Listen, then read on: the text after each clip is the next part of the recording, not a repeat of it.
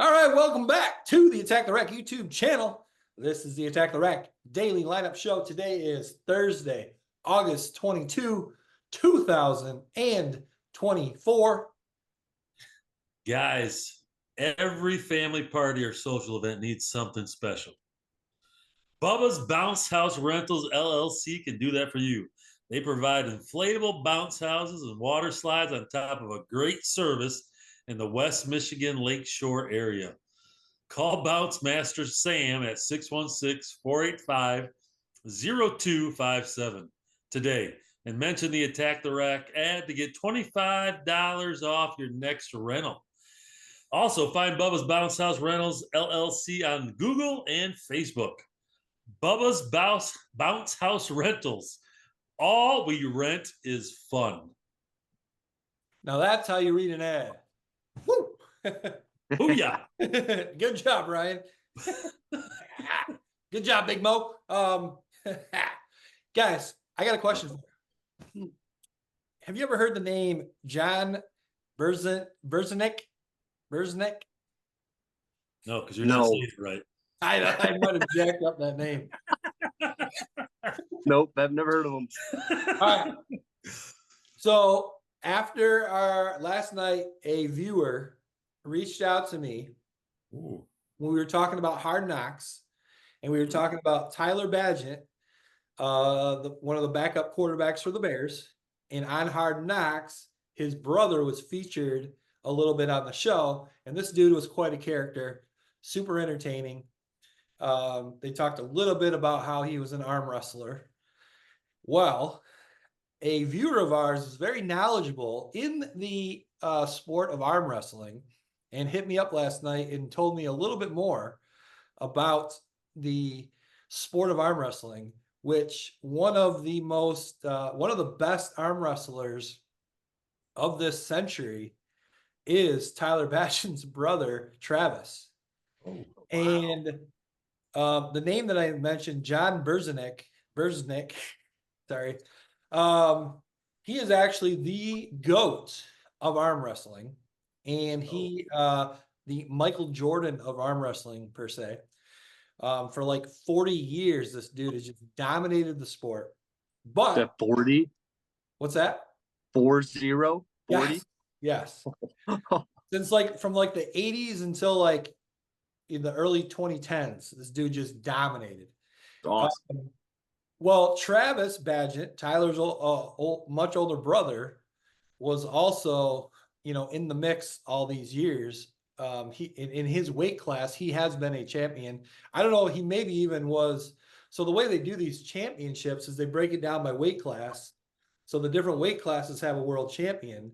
And then at the end, all the weight classes, they then have a little bracket to actually get the top world champion.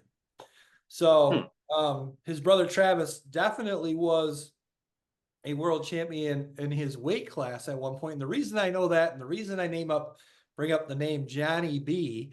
Berzenik, is because the viewer that was telling me about this also turned me on to this documentary about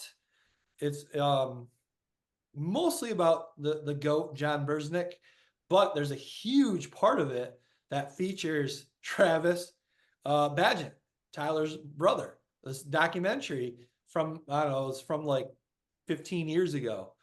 And the dude is so entertaining in this documentary. I did end up watching it last night. So I highly recommend this documentary. If you saw Hard Knocks and you were intrigued by Tyler Badgett's brother Travis and thought that was super entertaining, then you're going to want to watch this documentary. It's called Pulling John. And that's the term kind of for arm wrestling, pulling, they call it. Oh. Big Mo, I know you're a fan of the movie Over the Top. Well, I was going to say, Kurt, I was going to ask if you guys knew the name Lincoln Hawk. Is that Sylvester Stallone's character? That is. Okay. And Trent probably has not seen this movie, but if you want to watch a classic, Trent, Over the Top, great arm wrestling story, love story, Overcoming All Odds. One of the best soundtracks. Yeah. It's the Lincoln Hawk. Rocky. What's that? What's It's the Rocky of arm wrestling movies. it is. It is definitely. It is definitely. Dude. So speaking of John Bersnick, the GOAT, he's in that movie too. He's in the movie Yes. Over the Top. I was gonna bring up, have any of you guys seen the there's a guy on like Instagram or TikTok that has like the huge arms? Just like way too big, like abnormally big arms. Yeah, like really big. I think I know what you're talking about. I haven't Like seen him. he was kind of like a one hit, like a kind of an Instagram GOAT for a while. I feel like I always saw his videos popping up. Like he's got massive, like Yeah. his hands are just huge. I wonder if he arm wrestles, but He might. okay. Well, I'll say this. One thing, they had a shot of John Bersnick's hand. And oh my gosh. And this dude, he's fit. He's not like in the super heavyweight division. That's the thing. He's in one of the lighter divisions, but in these world championship tournaments, he wins his weight class and then he defeats everybody else that wins their weight class. So even though he's not in that super heavyweight division, he's still dominating those guys in the super weight heavyweight. Much like other sports, Kurt, there's a lot of technique into that. There is, and they especially when you can get over the top. Yeah, I think there's like three different ways. Yeah. But this dude's hand was unbelievable. It didn't look like it was proportionate to his body. It was like Andre the Giant's hand, on a little guy. Yeah, and he's not little. Don't get me wrong, but Did he have 6 fingers? He only had 5. Just curled it behind. Huge advantage if you had 6 fingers. But anyway, good documentary. Highly recommend it. And then like I said, a huge chunk of that documentary features Tyler Badgett's older brother Travis. I mean, what a coincidence! Polling John. Yeah, Pulling John. Yeah. Netflix, or what do we got here? No, it's on Amazon Prime. It's on Apple TV. It's on YouTube. All 3 of those, you can purchase it for $3. Unless you're Prime, then you can get it for free. So, you know what I didn't know about arm wrestling is that it was both hands. What do you mean? Like they said that the one guy was top 10 right-handed, and then he was like top 5 left-handed. Yeah. And I was saying, that might be stupid, but I didn't know that. I was wondering that because they only mentioned that like one time in the whole documentary, the right-handed champion, and I'm like, yeah, what about the lefties? Yeah, I didn't even consider the lefties. They'd have no shot against a righty. Oh, well, I'm left-handed and I feel victimized now. Well, I'd kick your butt left-handed. I don't feel included. Arm wrestling. Yeah. All right. Hey, let's talk some NFL today. I think all 3 of our topics, as I look at here, is NFL. Let's talk about NFL MVP. We're only a couple weeks out from week 1. I think it's not too early anymore to make an MVP prediction. Trent, what are your thoughts on what could potentially be the 2024-2025 NFL season MVP? I feel like the easy cop-out is Patrick Mahomes. I would agree. But I'm going to go with I'm going to go with CJ Stroud. Okay. I think they are going to be Big Mo wasn't going to like that one. They are going to be very good offensively. And I think that he's a solid enough quarterback. And he's accurate enough to make those big plays. I think he can, if they get to a certain point in the playoffs, I think because they do it after the playoffs, right? Or is it before playoffs? They make that decision. I think it's sometime they're kind of during. It's before the Super Bowl, I believe. But I just think he's got some offensive power that could kind of guide those odds into his favor. Okay. Yeah. I'm gonna go CJ. It is a regular season award, yes. But okay. Yeah, give me CJ. Okay. Big Mo, what are you thinking? I am I'm going Lamar Jackson. Okay. I think he he looks phenomenal right now. Yeah. I think he's going to be, if he can, I think he had a great year last year. I think he can. He's been an MVP once or twice before. Yeah. I believe so. Didn't he win it last year? Did he win it last year? No. Did he? I think he did. Oh, really? Yeah. You keep talking, trying to look it up. Oh, okay. Well, He's, Dale's not Trent, in the house hey, again. Dale got let go again, huh? Got sent home early. Trent's doing producer Dale's job. Thanks, producer Dale. No, if he won it last year, then I might change my pick. Maybe I didn't think he won it last year. I think he did. He did. He did. Yeah, it was him. In 23, 22 was Mahomes. 21 was Aaron Rodgers. Aaron Rodgers went back to back. Yeah. Is this accurate? That's right. He did. Really? Well, there goes my CTE again. Jesus, Well, I'm changing my pick. He's not winning back to back, so why not? Well, he could. I do think he looks like he's in great shape.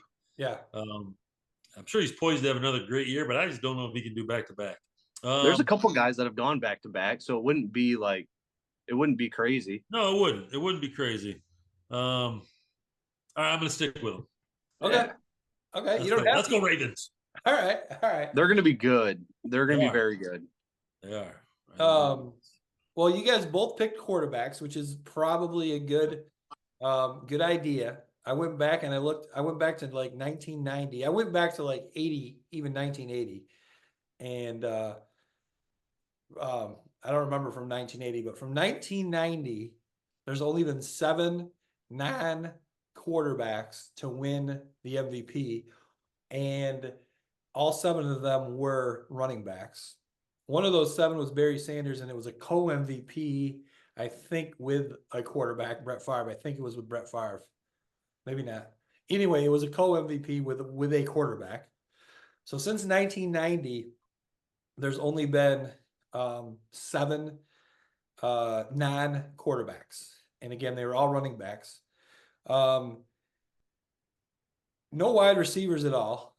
Nope. And you got to go all the way back to 1986 to have a defensive MVP. Any guesses on who in 1986 won the MVP defensive player? LT. Yeah. Big Mo. Yep. Yeah. I'm staring at it, so I can't say. Lawrence Taylor. Now, I will say, and then I did go back into the 80s, and I don't remember, but I think that Lawrence Taylor won it, and then a kicker won it in the 80s, early 80s. Wow. Yeah. And then I think and then correct me if I'm wrong, but I think all the other ones in the 80s were quarterbacks as well, I think. So, Walter Payton in 80s. Yeah, Walter Payton was 77, I think. Yeah, Marcus Allen in 85. Okay, so there was 3 then. 3 and then Thurman Thomas in 91. Yes, he was phenomenal for a couple of years. He was one of the 7 then. The Bills. Going back all the way to 1980, there was only 10 total non-quarterbacks to win the MVP. So certainly this is a quarterback award. So, I immediately eliminate. I mean, a wide receiver is not going to win it. A running back could win it, but I think nowadays it's even more challenging for a running back to try to win it just because of the way the NFL is now. It's such a more of a passing style game now. That's not anything away from the talent of the running backs, but the other thing is not only do they get less carries because of it's more passes, but a lot of teams utilize 2 running backs. So I feel like if you're a running back and you're going to win the MVP, you're going to need to get to like 1,800, 2,000 yards possibly. And with the amount of carries running backs get, I just don't see that being realistic. So with that being said, I also eliminated running backs. So then I started to think, okay, I don't want to pick Mahomes because it's kind of like the cliche pick. I think Lamar's a good choice. Trent, I like CJ Stroud's choice, but there's always that fear factor of the sophomore slump. Yeah. So I want to pick him. So I'm going with who I believe will also go on to win the Super Bowl. And that is quarterback Jared Goff. Goff. Let's go. Let's go. Every time I go to a Detroit sporting event, I try to get the Jared Goff chant going. I think I went to a Griffins playoff game this year with a couple of buddies, and the one friend wore a Jared Goff jersey, and just like walking around the pavilions and stuff, starting the Jared Goff chant through there. So it's pretty fun. And I bet it wasn't easy to get, or it wasn't hard to get it going. Not at all. Yeah, not at all. I did notice I'm starting to see people wearing their Lions gear again too around out and about. So I had a guy on the course today. He was in a Lions polo, Lions hat, Lions driver cover. He was all decked out. Well, you won't see him playing then on Sunday afternoons, I bet. No. All right. So hey, at the end of the show today, we're gonna give our NFC North predictions. But speaking of the NFC North, there's a team in the NFC North called the Pittsburgh Steelers. They have a head coach by the name of Mike Tomlin. Colin Cowherd has been in the news this week for taking quite a take on Mr. Coach Mike Tomlin and the Pittsburgh Steelers. He's claiming that if the Steelers are not having a good season this year, he's predicting that Mike Tomlin might not even make it to the end of the year without getting fired. Trent, you're shaking your head. I think it's ridiculous. Yeah, okay. Don't they have like the most consecutive winning seasons? They do. Like, he's been a part of all of those, I believe. So I don't know why you would decide to just get rid of him, especially when they don't draft very well. So that doesn't help. And that's not always his choice, I assume, with the draft. Right. But I feel like he's a great coach, and he's been a great coach. And I think just getting rid of him just because of, last season was a little rough, but they finished pretty strong, I believe. And then, I don't know, I just feel like he's been very successful. Obviously not too many playoff victories, but they're getting there. And I don't know, I think that's tough, especially being a Lions fan where we rarely go to the playoffs. You kind of got to be happy about it when you get there. Right. So I think it's a little crazy if they do decide to do that. Big Mo? Well, I think they've won 9 games 4 out of the last 5 years. And last year might have been the one that was not 9 wins. So, but it was still a winning record. Well, still a winning record, probably. Yeah, you got to win 9 to get to that winning record. Did the winning season streak end last year? I don't think it did. I think he's still got this winning season.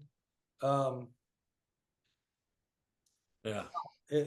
No. Big Mo and Trent are doing your job right now. I'm looking at him right now, Dale. Can we get him out of here? There's got to be somebody better out there. Throw your apps in, please. No, plus I don't think the Steelers are a type of organization that would get rid of somebody, the head guy, mid-season. I think they might have gotten rid of an offensive coordinator once in the last couple of years, but there's no way they get rid of him mid-season. He's developed too much of a reputation to probably have that happen. So no, not a chance. 0. All right. Yeah, I agree. Obviously they, he's continues to have them having these winning seasons. They haven't been able to, since the Roethlisberger's days, haven't been able to do much in the playoffs, which obviously your goal should be to be the best team in the NFL every single year. And they haven't been, close to that. But he's also look at what they got. Well, that's the thing. I think he's done a lot with little. For sure. Like Najee Harris, thank goodness that they have him. Is he still there? Yeah, he is. Yeah. What was it? Pickett, Mason Rudolph. Like, yeah. I don't know, but he is 17 straight non-losing seasons. If they go 2-14, that's incredible. That's incredible. If they go 2-14, sure, yeah, get rid of them. But I think it's tough when it's all about championships, and you can win as much as you want and have winning records. But I guess if nothing comes out of it, then that's what they want. Then I guess ship them off. But who are you going to get better? NFL coaches are all just recycled anyways. It's like, oh, he was good here, and then he goes here and he sucks, and then he goes somewhere else. So they're all just recycled. Yeah, that was the final point I just wanted to make too. Is okay, what's the better option? So you fire Mike Tomlin, then who are you going to get? I guess you call Bill. You call Belichick. True. I guess he's just hanging out waiting for a media deal. So yeah, he would be fun to watch on a Sunday afternoon. Only if you could wear the sweatshirt cut off. Yeah. That'd be great. Hey, I gotta we rewind for a second here back to the MVP, because again, I was not super comfortable with Lamar Jackson, and then Kurt kind of, it took him a while to get into the Jared Goff thing. Lions fan, woo!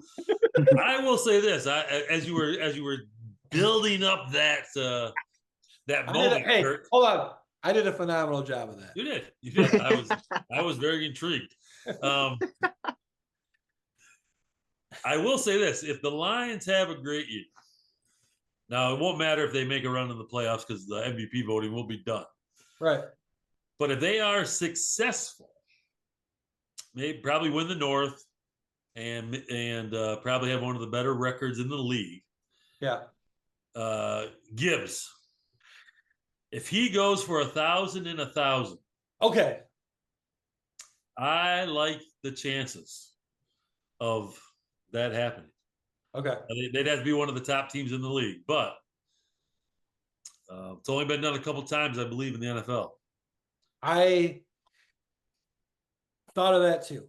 And even though running backs don't. Well, I just wanted on camera and a video that I said this, because the more I'm going to be rooting for the Lions, I just want to be able to go back and say I knew he was going to be amazing. Yeah. Well, here's the thing. Again, he's one of those running backs that I was talking about that might not get a ton of carries because they also got David Montgomery. But if he can get, they both could rush for 1,000 yards or close to it. Exactly, and he could catch it a lot more. Agreed. Yeah. So I that's one thing. That's why I would say even Christian McCaffrey, even in this climate of, passing in the NFL, because Christian McCaffrey catches a lot of passes and gets a lot of receiving yards. If you combine total yards and probably a ton of touchdowns, it's not out of the realm of possibilities that someone like him or Jahmyr Gibbs could win it. True. That'd be awesome. Yeah. True. Well, McCaffrey did it a few years ago. I think 1,000. Okay. But I don't think the Panthers were very. They weren't good. I don't know what their record was at that point. But they weren't relevant enough to have a MVP. Probably not. That's why the Lions can compete like we all hope they will, or think they will. I do think that if Gibbs can stay healthy, and he's got that chance, because I do think both Montgomery and him could get 1,000 yards rushing, because that's how the Lions want to play. Yeah. I do think though that he could muster up that 1,000 yards receiving and really be a factor maybe in the race. Yep. I just want that on the record. No, and now that you say that, you mentioned the Lions do kind of want to run the ball. Maybe they run it a little bit more than what the typical NFL team does this year. And now you got me thinking about my MVP pick, because if David Montgomery and Jahmyr Gibbs both get 1,000 yards, I think that then would mean that Jared Goff isn't getting enough of the pass attempts then to maybe win the MVP. But that's one reason I didn't pick him, because I was like, they like to run the ball too much. That's what got me thinking Gibbs.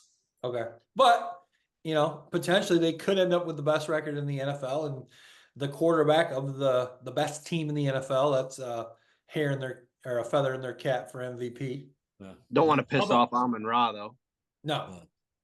Well, he's signed his contract. He's good to go. Yeah, but you got to feed the beast, But what about this? What would happen if Jahmyr Gibbs and David Montgomery both got 1,000 yards rushing, and 1,000 yards receiving, could they be co-MVPs? That'd be nuts. I'm not going to go that far. But well, and then what if on top of that, Amon-Ra gets 1,000 yards receiving, and Which he Sam will. Laporta gets 1,000 yards receiving? That would mean Jared Goff, just with those 4 guys, would have 4,000 yards passing.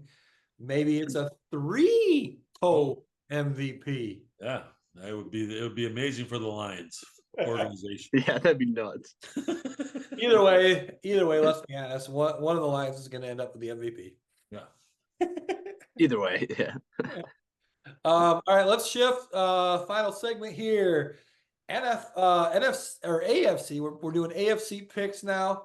AFC, we're doing AFC North today, and then next Tuesday, Wednesday, Thursday, we'll hit the remaining 3 AFC divisions, and then we will have made our predictions for all 8 divisions in the NFL. But today, AFC North, which features 2 teams from the state of Ohio, the Cincinnati Bengals and the Cleveland Browns, a team from Pennsylvania called the Pittsburgh Steelers, and then a team from Maryland, the Baltimore Ravens. Trent, predictions for the AFC North this upcoming season. What do you got? All right.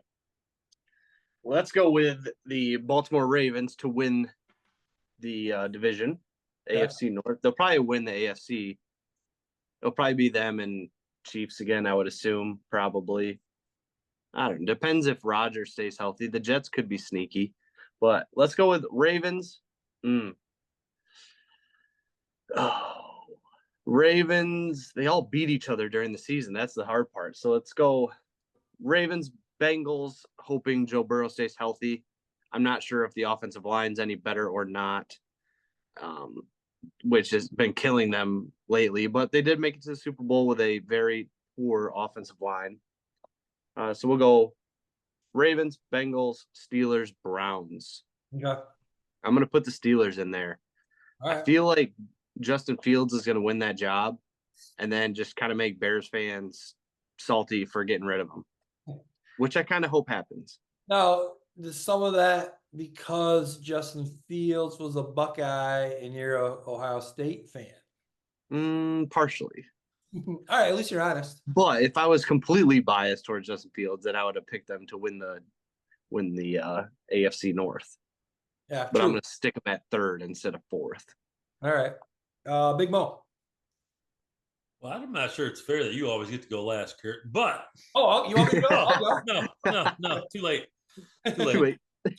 I'm going to go, even though my not so sure MVP pick of Lamar, the Steelers win that division.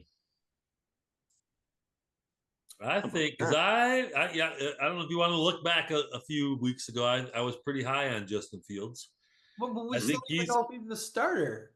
Well, it doesn't matter. By the time it really matters, he will be the starter. He will be the starter. Yes, you heard it here first. I think he has.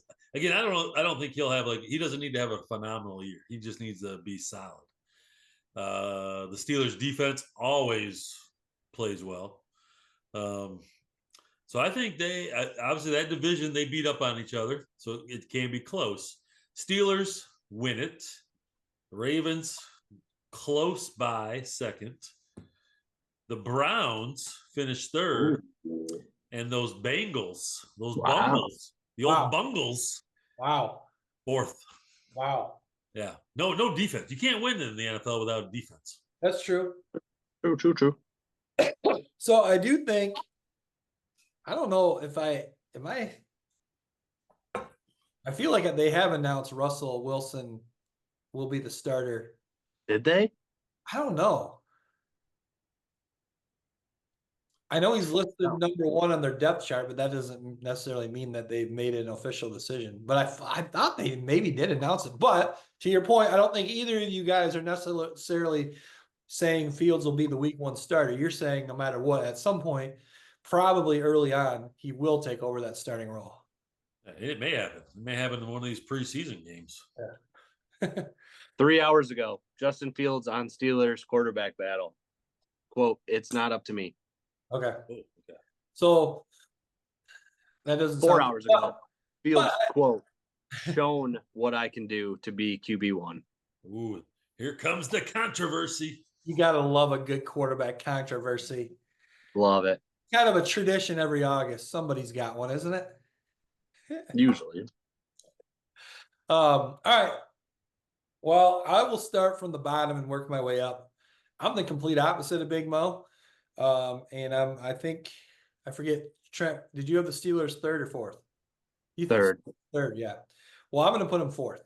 I think this is the year they dip under the 500 mark. I think they finish last place.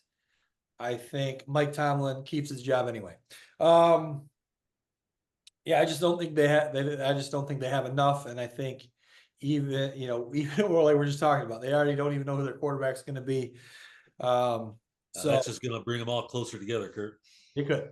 And then third, I'm going to go with the Cleveland Browns. Now, that is because of the uncertainty of Nick Chubb. Still not clear exactly when he's coming back. They're thinking early in the season. If he comes back early in the season and he's the Nick Chubb of old, I think maybe they could even finish second place. But I think without a healthy Nick Chubb for most of the season, it's going to be hard for them to finish any higher than third place. And then I'm going to go with Joe Burrow back. I'm going to go Bengals second. And then I think the Ravens, in my opinion, are a pretty clear-cut first place. I think there's probably a lot of people that will say, you look at just 2 years ago, the Bengals, they went all the way to did they go to They lost in the Super Bowl, I think, didn't they? Yeah. So that's just 2 years ago. And, last year, obviously, Burrow was hurt. So if Burrow comes back and he's the Burrow of old, and it sounds like he is, he's got the Eminem 1998 haircut. He may make a run at that division. Or some people would argue they can maybe win that division. I don't think so. I think it's clear-cut Baltimore Ravens. So, all right. Again, Big Mo, one heck of a job on that ad read. Anything we missed? Anything else, fellas, for today? This is the last show of the week. We won't be back till Tuesday. If you don't say it now, you're gonna wait 4 days. Anything else on your mind? No, actually, yes. Oh, I gotta ask you guys about the Little League World Series. Okay. Thoughts on 12-year-olds doing celebrations on base, wearing probably every single piece of protective gear that they can. And that goes, let's go down the list. They got the chin guard on the helmet, the super strap batting gloves, which is fine. You got to wear some batting gloves, elbow guard, and the one that goes down by your ankle and covers your foot. Yeah. I don't think they hit the ball hard enough to worry about the one on their shin. Yeah. They don't throw hard enough to worry about the one on their elbow. The chin strap, I guess I could get behind, but if you're taking a fastball to the face, you should probably react a little bit quicker and turn your head so you don't get hit in the face. So I need your thoughts on that. Big Mo, you want to start? But here's how I'll start the conversation, because safety is the number one thing, Trent, and I'm sure that's the number one thing these parents have thought about. I wanted to say this, Kurt. Back in the day, Kurt, probably when we played some Little League, they had the individual stirrups that you had to wear, maybe like over your socks. We wore stirrups, yeah. Yeah, I doubt they wear them anymore. No. Because they've got every other piece of equipment. How do kids keep all this stuff organized? Because if I was going to a game, I couldn't find the stirrups. Yeah. And now to find 800 other pieces of equipment that I got to put on, no chance. Yeah. I'm not. I wouldn't even show up for the game. Yeah, Big Mo, you're on deck, and then you're like, all right. No, hey, where's my elbow protector? Yeah, it's at home. Yep. But then you get a base hit, and then the coach has to run out and be the equipment guy and come grab all your crap and bring it back to the dugout. It's ridiculous. And then they wear like the slide glove when they get on base. They put the little thing on their hand, the cover for the glove. It's soft.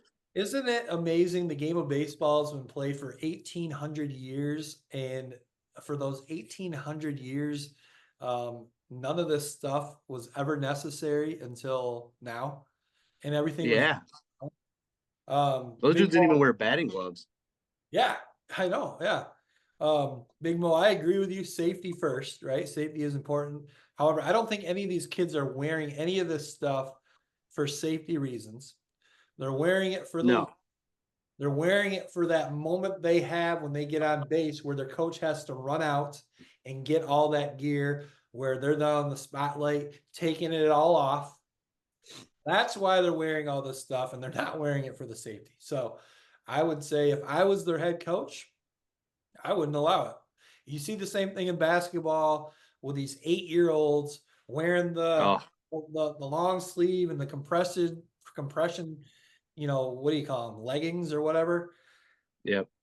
It's they're not doing it for the reason, that it's meant for. They're doing it for the look. Yep. So, and hopefully they wear cups. Which who knows? But I would hope so. They still make those? I don't know. I don't remember. I mean, shit, they better. Trent, I'll be honest with you. I don't remember when I was growing up playing baseball, anyone but the catcher actually wearing a cup. Oh, I wore a cup every game. Did you? Yeah. Okay. Well, good for you. You got to protect the McNuggets. I got to be honest with you too. I spent many years as a slow pitch softball pitcher. Oh. It took until towards the end of my career where I took a line shot right on the inner thigh, where it was a little bit too close. Where from that point on, I did go down to Superior Sports Store downtown Holland, Michigan, and got myself a cup, and then wore it while I pitched for the remainder of my slow pitch softball career. But I went many years, even standing 45 feet away from that batter, without wearing a cup. Not in slow pitch. Yeah. I would ask for the little hitting net thing. Put that thing up. I think they do need that in softball, because I've seen way too many pitchers get crushed. Yeah. Hitters go after pitchers sometimes. It's kind of like the opposite of baseball, where Right. the pitcher will throw at the hitter. In softball, it's the opposite. The batter goes after the pitcher. Yeah.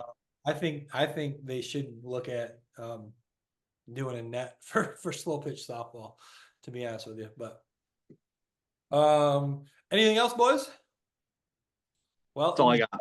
Enjoy your 4 days off. Me and producer Dale will still be getting after it. And actually, Big Mo, we've got podcast Saturday, so I guess you don't get 4 days off. Sorry. Back in the whip. Hey, means you got a problem? Go talk to HR. Don't talk to me. Oh, be careful. Be careful. I'm coming. Email the channel. We'll look into it.